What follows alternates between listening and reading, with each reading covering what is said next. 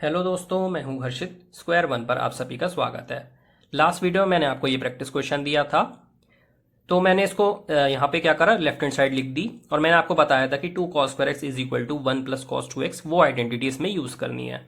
ठीक है, तो मैंने क्या करा, अब यहाँ पर 2 तो नहीं था कहीं पर भी, तो मैंने सबको 2 से मल्टीप्लाई कर दिया और मल्टीप्लाई करा है तो डिवाइड भी करना पड़ेगा, इसीलिए बाहर 2 लिख दिया है ताकि बैलेंस बना रहे। 2 cos² x is equal to 1 + cos 2x है, तो ये कन्वर्ट करा, इसी तरीके से इसको भी कन्वर्ट करा। अब यहाँ पर 2 अंदर मल्टीप्लाई कर दिया तो ये हो गया 2x + 2π/3।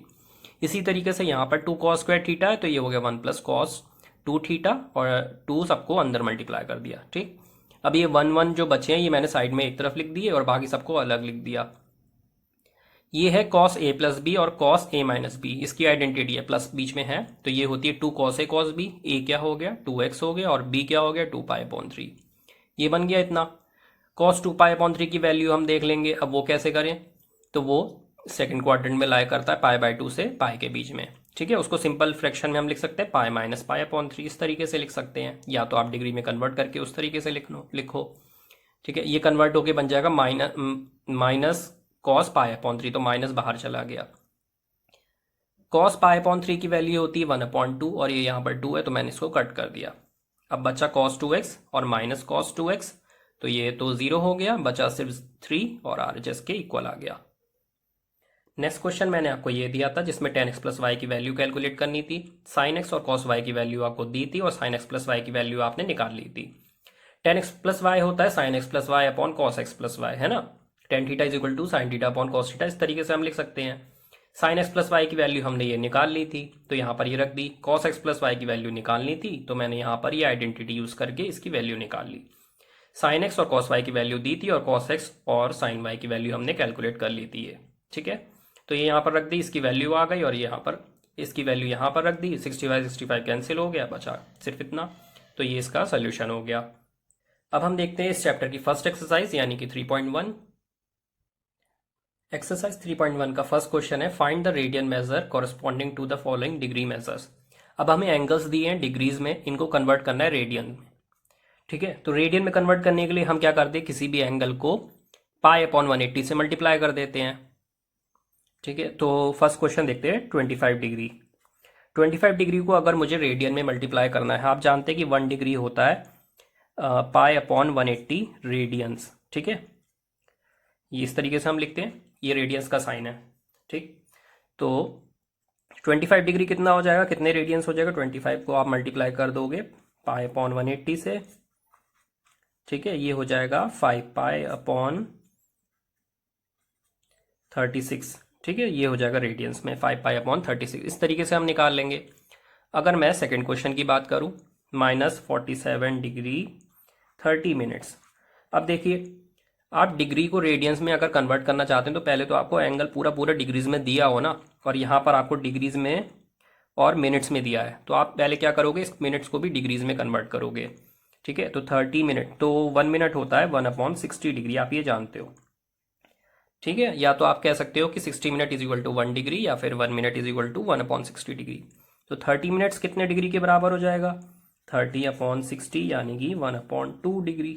ठीक, तो ये कंप्लीट एंगल कितना हो जाएगा, -47 डिग्री 30 मिनट्स इक्वल हो जाएगा -47 डिग्री के प्लस -30 मिनट्स के।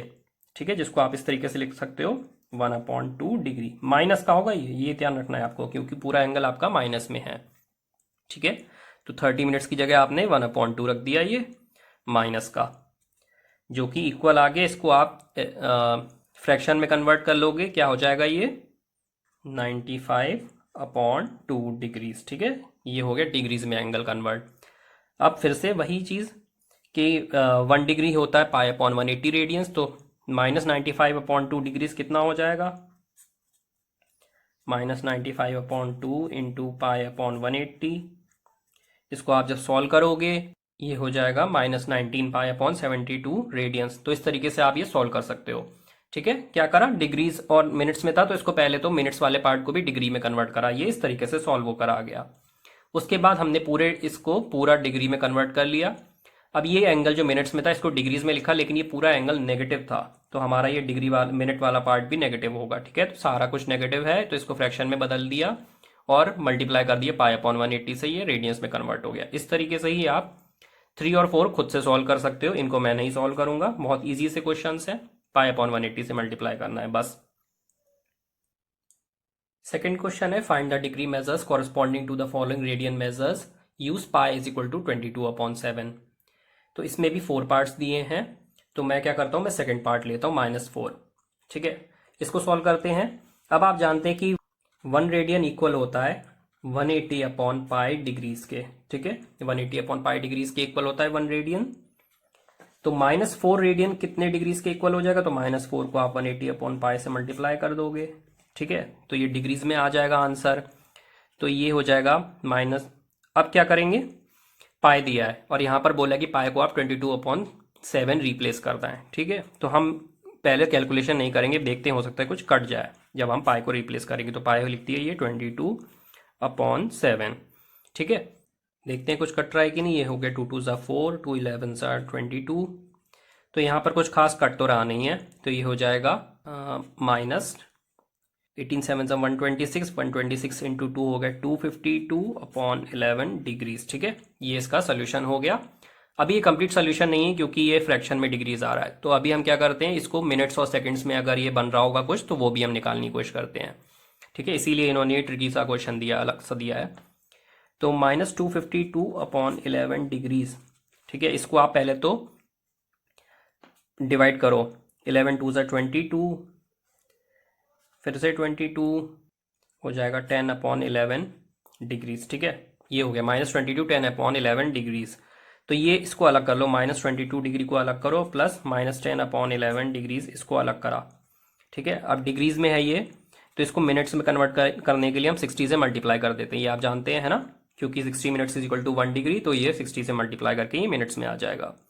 देखते हैं क्या बन रहा है, -22 डिग्री, फिर इसको हटाओ -600/11 मिनट्स। अब फिर से फ्रैक्शन में है तो इसको सेकंड्स में कन्वर्ट करते हैं, तो ये हो जाएगा -22 डिग्री माइनस, अब इसको भी डिवाइड करते हैं, 11 5 ज़ा 55, फिर 5 बचा, 11 4 ज़ा 44, 6/11 मिनट्स। इस तरीके से बन रहा है, तो इसमें भी हम होल नंबर वाला पार्ट अलग कर लो, -54 मिनट्स ये अलग हुआ और प्लस हुआ -6/11 सेकेंड्स। ठीक है, ये सेकेंड्स में है। आप इसको ब्रैकेट लगाने की जरूरत भी नहीं है, आप डायरेक्ट माइनस करके भी लिख सकते हो, यहाँ पर भी डायरेक्ट माइनस लिख सकते हो। तो अब सेकंड से मल्टीप्लाई करने के लिए 60 से हम मल्टीप्लाई करेंगे, सेकंड्स का सिंबल लगा दिया, तो ये हो जाएगा -22 मिनट्स -54 सॉरी डिग्री, ये मिनट्स, और -360/11 सेकेंड्स। ठीक है,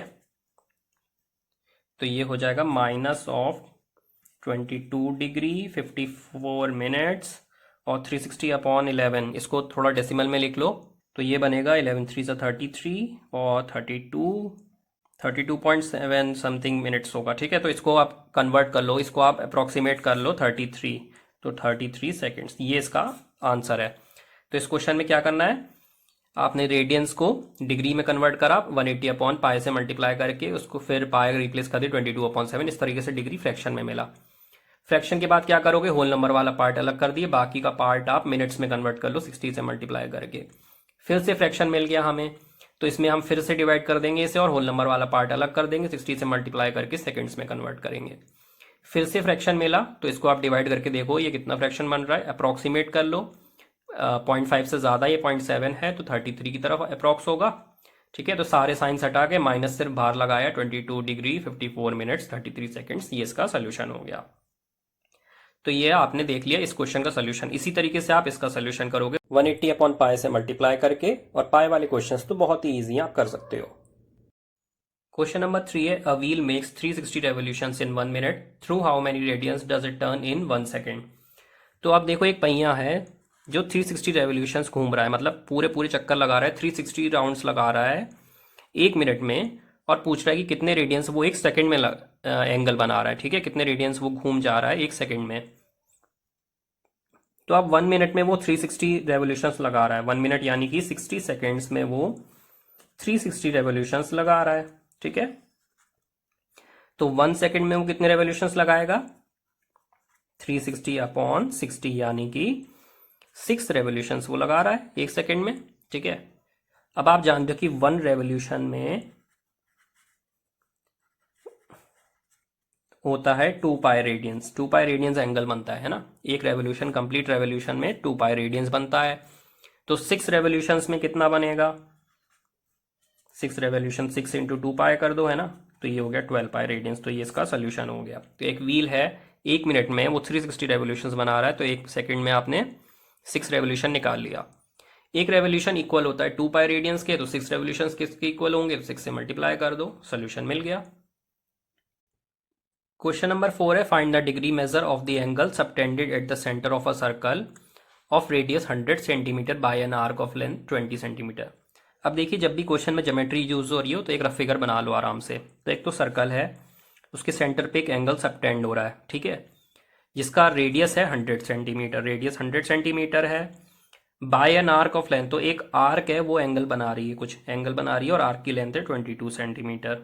तो ये हमें एंगल फाइंड करना है, ठीक है। तो अब हम अपनी डिटेल्स लिख लेते, क्या क्या हमें दिया है, रेडियस दिया है 100 सेंटीमीटर, ये आर हो गया, ठीक है। आर्क की लेंथ दी है, आर्क की लेंथ हो गई एल, जो कि है 22 सेंटीमीटर, और हमें एंगल अपना फाइंड आउट करना है। तो theta is equal to L upon R, ये आप जानते हैं, angle is equal to arc upon radius.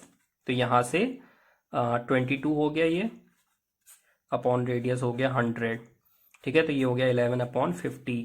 अब ये एंगल किस में है, रेडियंस में। आप जानते हो जब इसको आप सॉल्व करते हो तो एंगल जो निकल के आता है वो रेडियंस में निकल के आता है।